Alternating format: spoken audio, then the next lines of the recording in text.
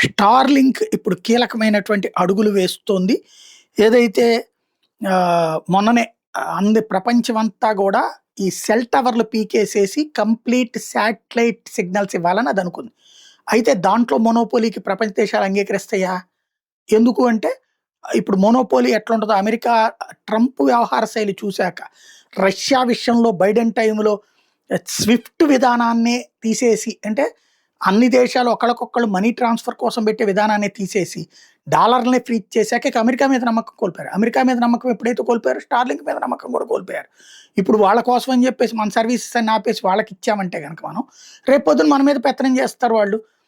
ఇప్పుడు ఇరాన్ లాంటి చోట్లను ప్రత్యేకించి వీళ్ళు సర్వీసెస్ అందించలేదా? అట్లా చేస్తారు రేపొద్దున. అంటే ప్రపంచాన్ని శాసించడానికి గుప్పెడు పెట్టుకోవడానికి దీన్ని వాడతారు అన్న ఉద్దేశ్యంతో ఓ పక్కన మనం భారతదేశం కూడా పర్మిషన్ ఇవ్వడానికి ముందుకొచ్చింది కూడా వెనక్కాడేతుంది.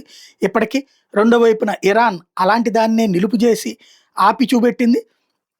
మరొక వైపున తాజాగా ఏదైతే ఈ కాన్సెప్ట్‌లయితే ఇక కొత్త ఏరియాలో కూడా రష్యా కూడా ఇప్పుడు స్టార్‌లింక్‌కి పెద్ద షాకే ఇచ్చింది.